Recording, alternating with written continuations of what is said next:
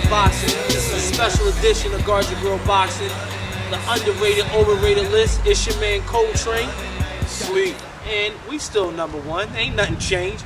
Anyway, you know, we doing a special show at y'all request, the fans out here, because that's what we do on Guard Your Grill Boxing. We like to guard your... No, y'all not even fans. Y'all are family out there. The family, y'all wanted an underrated, overrated show, and that's what we bring in here today. Now, y'all gave me a lot of people on a lot of y'all lists, and I appreciate the list out there, but the only thing is y'all gave me some people that, like Tommy Morrison, he got to be rated to be overrated or underrated. So what's his status? What he I don't know. He, you know, I know he had HIV and you know and all that, but he need to get that stuff together. There's a lot of blood swapping going on in that sport. But my point is to the GYGB family out there, sleep. You know, we took some people from all y'all lists. You know, we only got 10 minutes, so we're only gonna do the present right now, underrated and overrated list. Last on the overrated list. That's all we got.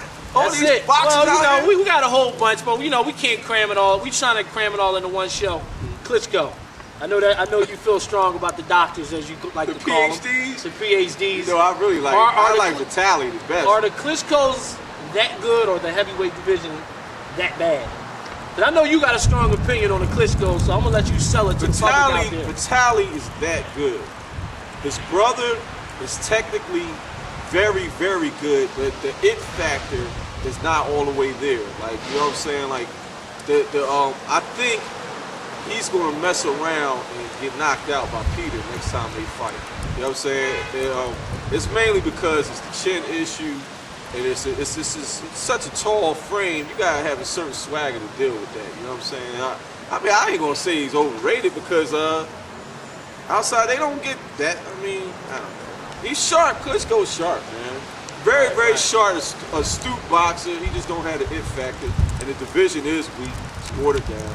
All right, we got. All right, that's cool. Klitschko. I don't really. This, like I said, this is all from the GYG. Come on, Chaz, you gotta make a statement. Eddie, y'all gotta get back on the saddle because it's there for the taking. A little leak out of GYGB camp. Chris Ariolo and Chad Witherspoon is fighting. You know, special somebody from GYGB. I was gonna be sparring with no him. names to be mentioned. It's Big gonna be Mike. helping Chaz get ready for that fight. You know, shout out to Big Mike who like knockouts. Big Mike will be helping Chad get ready for that fight. I'll be in the corner. We'll have some footage on that. And we got a wild card on this underrated, overrated list. Me and this guy argued for about an hour on the phone about this one particular fighter. You know, we're gonna have more. It's just that we don't have a lot of time to get into this whole list. So this one wild card on the underrated list. Well, I think he's underrated. He think he's overrated, and that would be the one Fernando Ferocious Vargas. You want to tell the people what you told me yesterday? I never said he was overrated. Okay, all right. I'm just asking. I said, how can you say he's underrated? He fought in the Olympics. He came out. The platform, the table was set for him. So no doubt. For you to call him underrated, where he was getting coverage from the gate, he was getting primetime HBO coverage for the gate. He had a title shot in how many fights? I mean, he probably, well, he was in the team. He went 19, 20. I mean, my point that I was making to you yesterday, Sleep, was I don't know any fighter that came out and had the resume put in front of him. In modern day boxing, back in the day, they fought everybody right from the door. But Fernando Vargas, how do you come out to shoot fighting Winky Wright? Who, by the way, nobody fought Winky after Vargas fought Winky. How many fights did he have at that time? Like 14 or something? But still, my point being is though he fights Winky Wright. No, I'm saying that's excellent. That's what I'm saying. That's what I'm saying. Ike Cortez. I'm just you know, no particular order. Ike Cortez, right. Felix Trinidad, Oscar De La Hoya. I mean, all gangsters, man. Like, you know what I mean? The fact if you go 2-2 out of those 4 fights, then you did something good. That's this is the reason why he's not boxing today, from the punishment and the type no doubt. Too much too soon. But how do you work that into saying he's underrated when I don't like the fact that he got a huge platform, got a lot of money too, a boatload of money, a huge following. You know what I'm saying? Right. All his fights was I don't understand. He was never underrated, but when he ran into those people who was just as gangster as him and got him out of there. Right. More experience. People more experience. People ain't start, defecating on his skill level. Yeah, nobody really defecated on his skill level. But he would have never beat those guys. And I don't think he would have beat a prime. That's true. He would have beat a prime Shane. He wouldn't have beat a like we said. He did beat an Ike Cortez. who beat an Oscar De La Hoya. He beat Oscar. You know what I'm saying? Yeah. Who beat an Oscar De La Hoya? So I guess my only point is, you know, people remember Vargas as kind of being the Remember this on the road? Yeah. I couldn't take Oscar was like, he was smiling like.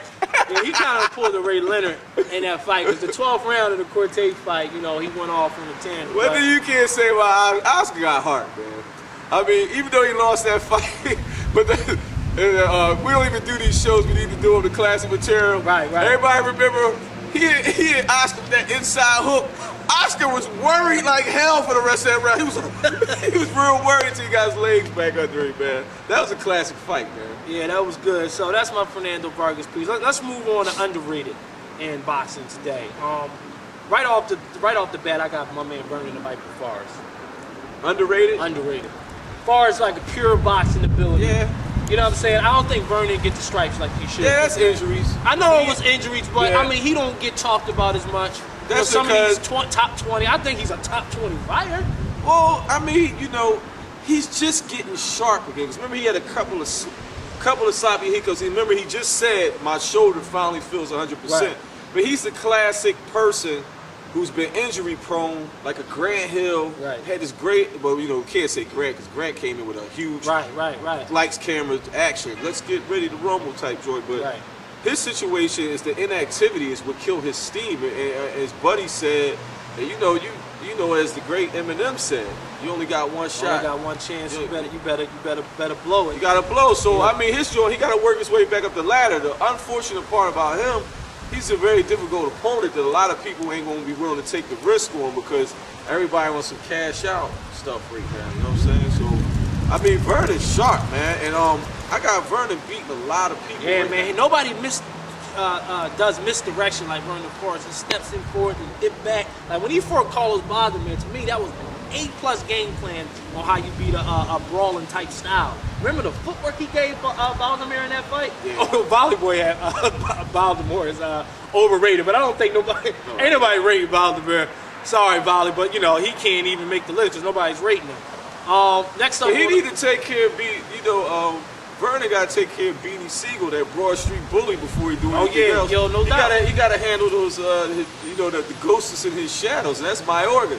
Because I keep telling Coltrane, no matter how sharp he look, that ticker right there, that boy sit there and take that punch. I said he took his heart out like Temple of Doom, Indiana Jones, and snatched his heart out. Yeah, his chest. shout out to movies that ain't using CGI. Oh yeah, that's Volley and them. They in love with it. You know? I'm not digging Speed Racer. I'm sorry, man.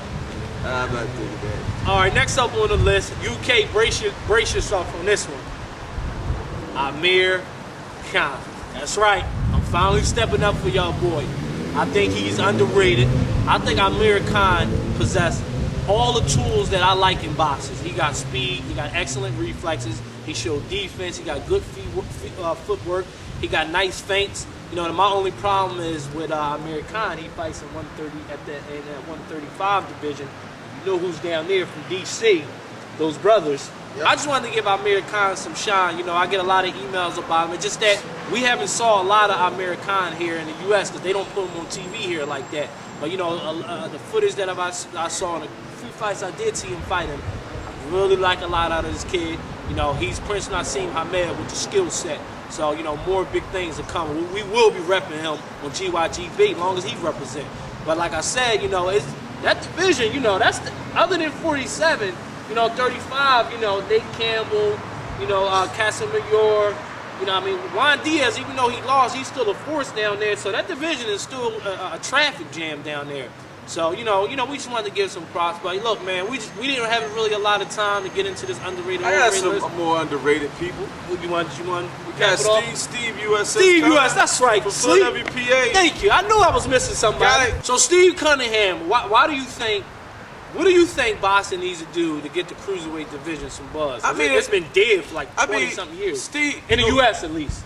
Somebody just got to shake it up somehow where it can draw attention to the division. You know what I'm saying? I thought Bird was going to at least bring a notable name to mix it up, to at least bring some televised fights. That's why Matt Hay is moving up to heavyweight. Right. Because I thought, and I know that's where the big checks is, but I thought he had the personality to build up a nice, rivalry with like a Steve Cunningham type of fighter. You know what I'm saying? It's like a perfect That's the last time. That's my point. Size and weight differential for athleticism. You know why? It's not light heavyweight and it's not heavyweight. The name is the name too. Cruiser. It's cruiser. So people can't identify. People can't identify the weight class. So it's like, all right, if y'all not gonna promote the weight class, then do away with it. That's somebody else. Speaking of light heavyweights, Glen Johnson. Glen Johnson, he is Always been underrated. He's a game fighter, and I don't know if because he got all the losses, but like he always say, most of his losses could have been wins, and he's the only fighter that can say that. Like, Ishii Smith says it a lot, but he's not active enough. I fight the best. What do you always do? I like that. Yeah, I like that about him. He's a humble and he guy. beat Chad Dawson. There's no disrespect to Chad. I like Chad a lot, Yeah. but I he was just from called it like Connecticut, though, so he had his UConn underwear on.